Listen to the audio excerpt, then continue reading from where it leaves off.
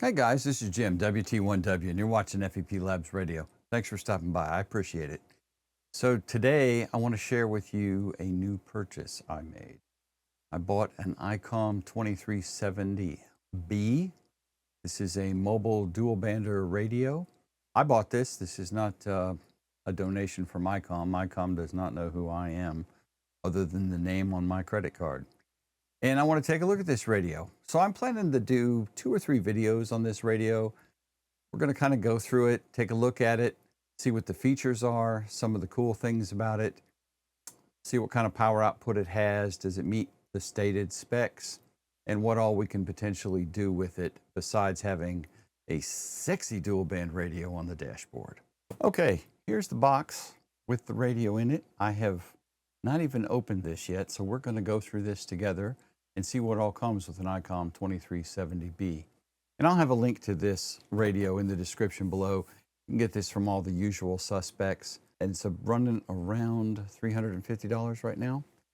So let's take a look at it. This is the 2370A Black Edition, which is weird because there's a 2370B, which is what I ordered, but apparently Icom could not afford to put a B on the box instead of an A, so it's a 2370A Black.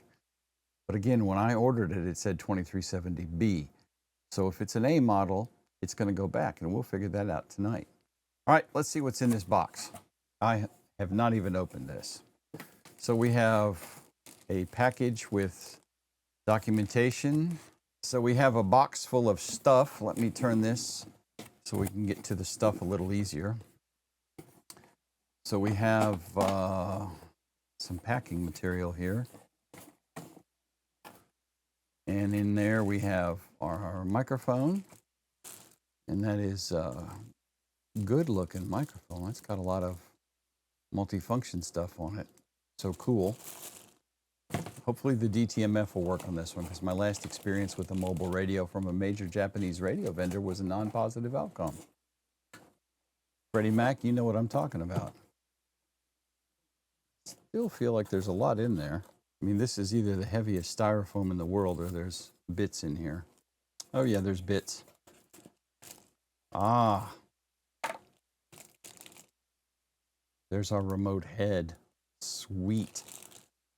Okay, so we've got a microphone, we've got a remote head, we have a bare power cable, which we'll be utilizing and putting power pole connectors on at some point. We have a stick-on mic clip and a spare fuse. Awesome. And then here, I hear music as I open this. Oh. We have the actual radio body itself. And as you can see, this is designed to be able to be used with a remote head.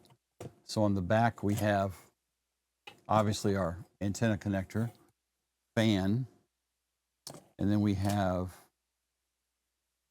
what I'm going to assume, because it is not marked on the body, speaker connectors or two speaker connectors or a speaker and a data.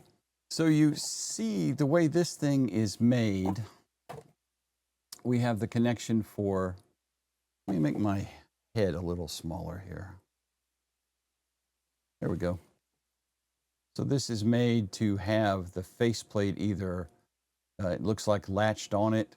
So there's our microphone connector and our data connection for the radio itself. And if we look at the faceplate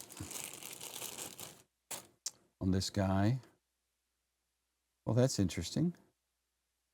There is no connection to mount that on the radio. Huh. I feel like I'm missing hardware here. No, that's it. Okay, well, I'm a little confused at this point because this does not have any way to mount onto the radio body at all. One of these is a mic connector, I guess, and one is the data connector for the radio. So we have our remote head connector, and that looks like a 6 or 8 pin, looks like about 8 pin was that RJ11 connector with 8 pins. So that is all the stuff that is in the box. I'm kind of confused because I don't see any way at all for this to connect. And I got to say, in true Icom fashion, I'm a little sad because I don't see any way to even mount the thing to the dashboard. Unless Icom sells that separately, which would really cheese me off. So, I'm glad I wasn't planning to put this in the truck tomorrow because that ain't happening. All right. Well, let's put some electricity to it and see if we can at least get it to turn on and do radio things real quick. This is what comes with the radio. There is 0 mounting hardware included with this radio for $350. There is literally no way to mount this head without buying a bracket or making a bracket. And I'll probably be making one. I suspect I can 3D print a bracket or find some off-market one for a lot less. But there is no bracket to mount the body. There is no bracket to mount the head. This is the back of the head. There's literally no way to mount this in your vehicle without an additional bracket, nor is there a way to mount this to the radio body without buying another bracket from Icom. I am well and truly chuffed, if that means what I think it means. This is, this doesn't come off, and there's no way to fasten it to this, even if it did, because this has no connectors on the back of it. I can buy a mobile bracket to mount the base. I have to buy a different bracket if I want to mount the head onto the front of the radio body. For example, if I was sitting this on my dashboard, kind of the whole purpose of this is to not have the whole thing on your dashboard, to put this out of the way. So there's a separate bracket to mount this, like on a dashboard kind of deal, right? A separate bracket to mount it to the front, and a separate bracket to mount this to the car in some way, right? To mount it to your vehicle, under the dash, under a seat or whatever. Obviously, you could just set it somewhere, possibly. There's no mounting hardware. 0 mounting hardware included in this radio. I just flipped through the manual to find it, and they mention all sorts of different parts depending on how you want to mount the radio, but none of them are included with the radio at all, which is, it's bullshit. Icom, I'm calling you out. That is penny ante bullshit. Anyway, I have this really cool radio, but I can't mount it anywhere until I find or manufacture the hardware to mount it. So there's that. Let's power it on at least. I feel I need to do something with the radio I just bought. The other thing I would mention, and I've talked about this before on Coffee and Ham Radios, and I've talked about it on my show on Sunday morning.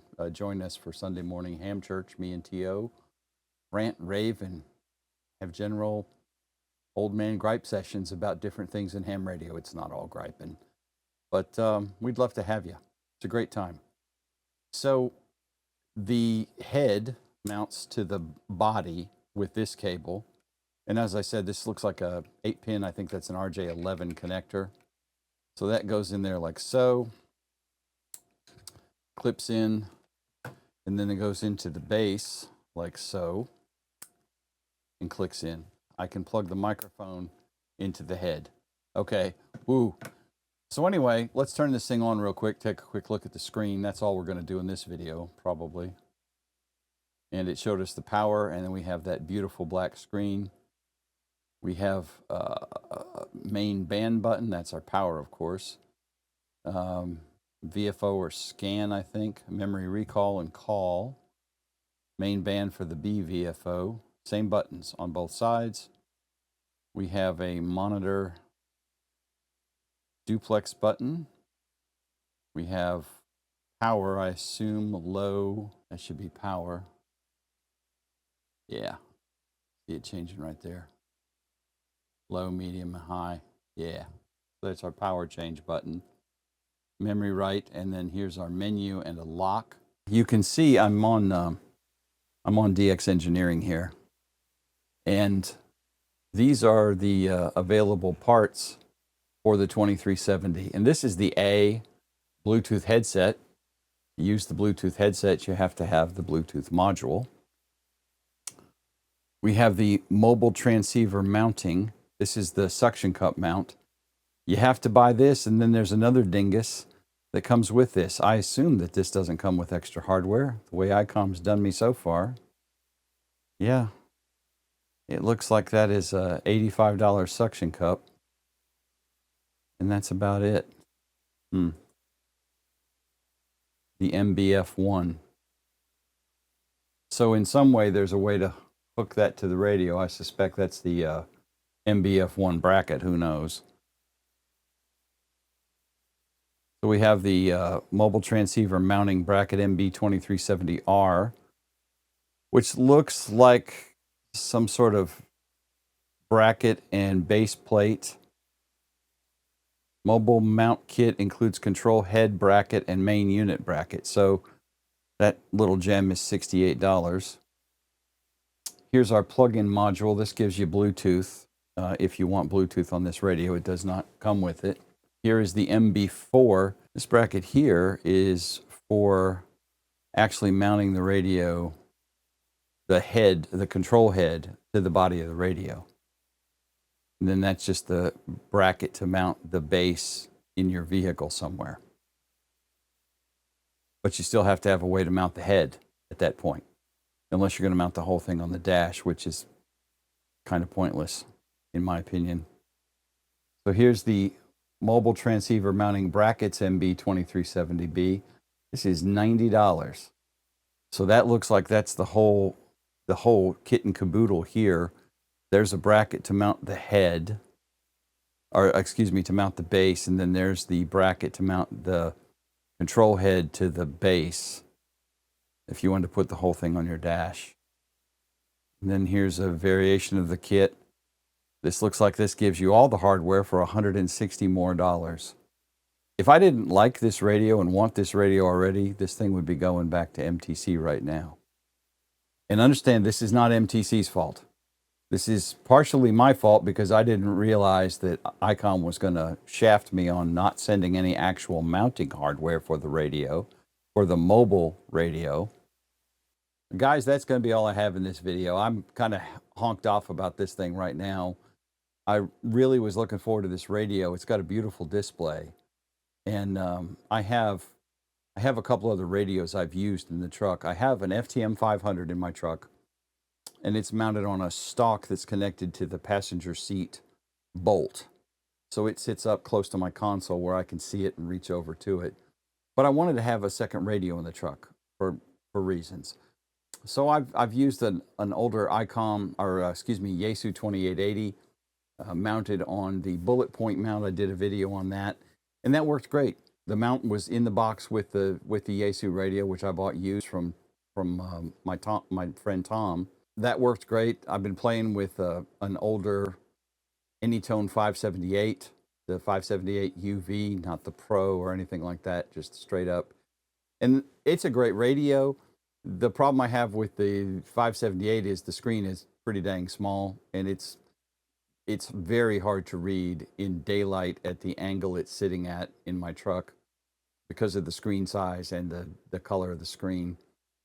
The radio I had in before, the Yaesu 2880, was only 2 meters, and I really wanted to have dual band. When I saw this one come out, I was really excited about it, and I still am. I like the radio. I think it's going to be a great radio. Icom makes good products, but I'm really honked off about there's absolutely zero mounting hardware included in the radio. Guys, thank you for watching. I appreciate it. If you would give me a thumbs up, make sure you share this with your friends. Subscribe to the channel if you are not subscribed, and ring the bell so you get notified whenever I post any new videos. And together, we can hack the YouTube algorithm. Thanks, y'all. 73.